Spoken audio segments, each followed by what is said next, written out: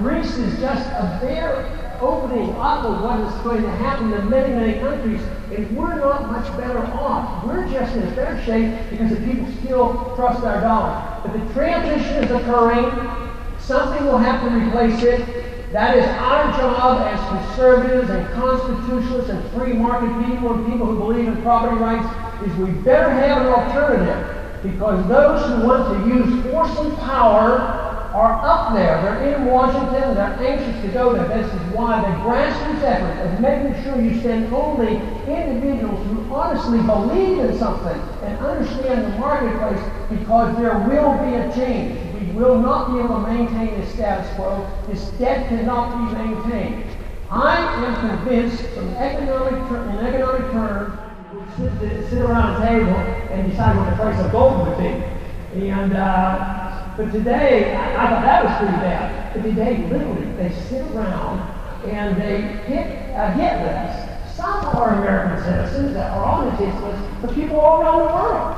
Oh, they're bad guys. They're terrorists. They want to kill us. They want to do these things. And they say, well, and we can do it in a sterile way. All we have to do is have a drone. Shoot them. Nobody's in danger. But guess what? Using drones to drop bombs and innocent people getting killed, no due process of law, and guess what? It makes a lot of enemies for us. I think it's a foolish foreign policy.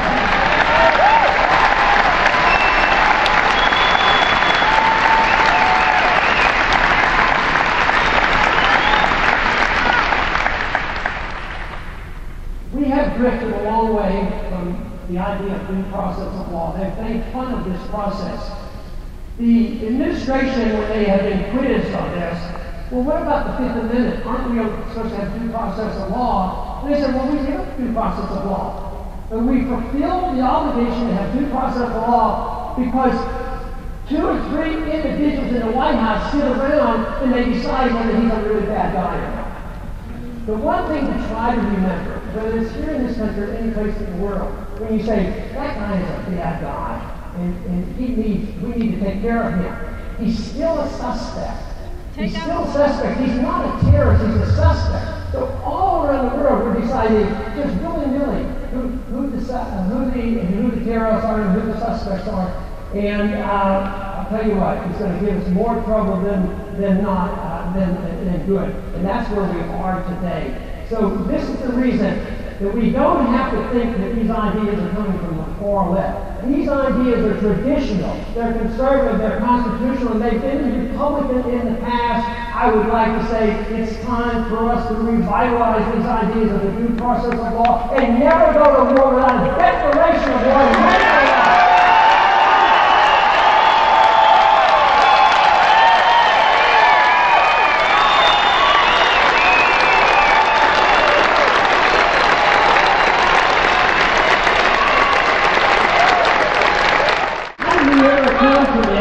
Accept and sit back and let our government go to war without a declaration. And you know, this administration, they're really quite bold. I guess you've noticed that. They come and they testify, and when they're challenged, they say, well, don't you think we should have a declaration? No, we don't need that. Don't you think we should ask Congress? No, we don't need that. We'll get our marching orders, we'll get our declaration, we'll get our authority from the United Nations and from NATO. They claim that is where the authority comes from. But I'll tell you what, we would fight a lot less wars, we'd be a lot more peace, we'd be a lot richer, and I do not believe we would be in any greater danger if we would just follow the law.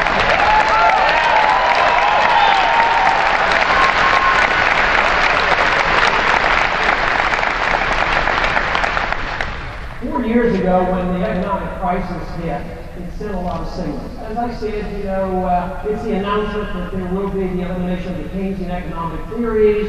It's something we'll have to replace it. It could be totalitarianism. It could be free markets. I'm betting on the free markets and more freedoms because I hear good messages around the country.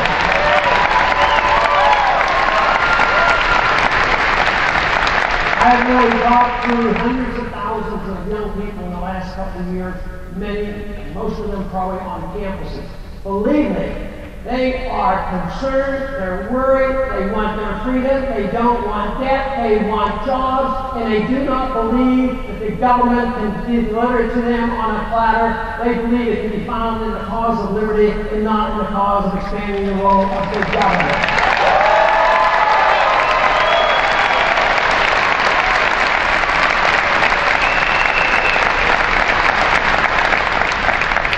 C.S. Lewis, many years ago, gave some advice about we as people.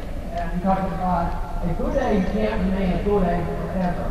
A good egg either has to hatch or it will rot.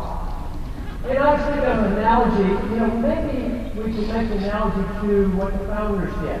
They gave us a good egg. I think they gave us a constitutional republic. They gave us this egg, and it has not really hatched. The ideas of liberty were well studied, the founders understood it so clearly and built on it, and because they were well informed, biblically as well as philosophically, they were able to write a wonderful document. And they warned us, if we don't remain as free and moral people, the document won't mean anything. So I'm afraid that we're allowing much to be brought in the way. If you look at the last 100 years, we have given up so much of our liberties and become so dependent because we became so rich. Because a free society creates great wealth, and that makes people soft on the issue of protecting how you produce wealth. So we were just able to redistribute wealth, reward the lobbyists, reward the politicians, and everybody seemed to just shifting wealth around, everything was okay, except now, today everybody knows there's no wealth there. It's only made up of debt. So I think the whole system has rotted away, and I would like to see this egg hatch. One thing the founders warned us against was pure democracy.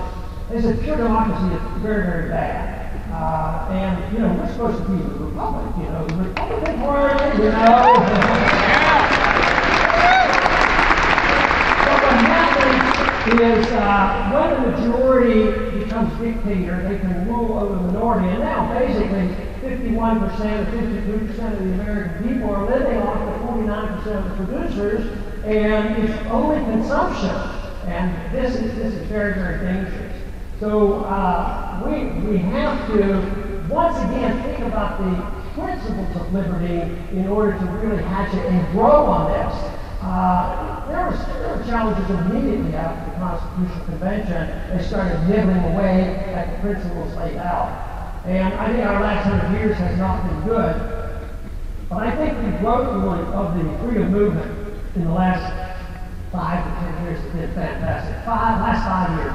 Marvelous, and the young people are attracted to it. So I would say things are going very well in that regard. So what we need to do is make sure this is encouraged and make sure that the people know about it and understand it and know what to respond to. Because the type of government that we get, it's really what the people allow to happen. It's easy for us, as I do so often, to condemn the executive branch, the courts, and the Congress is all their fault. No, it's all our faults, because we're responsible for the people up there.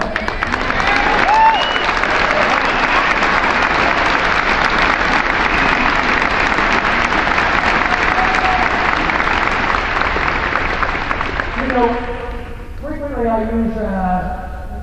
use the quote from Samuel Adams about an irate tireless minority will, bring about changes, and they're more important than the majority. But it's a mixture. Yeah, ideas have consequences. They estimate that 4 to 5% of the people who led our revolution knew it and understood it, and the majority, did this back and forth. And fortunately, the leaders, the ones that had the right ideas, they won out. But eventually, ideas have consequences. And I rate minority very, very powerful. But you know what? You still have to sell it to the people. Because it is the people that will make the decision, that there will be an endorsement. So I think there's an irate minority, tireless minority, fighting and joining the cause of liberty, and not just fighting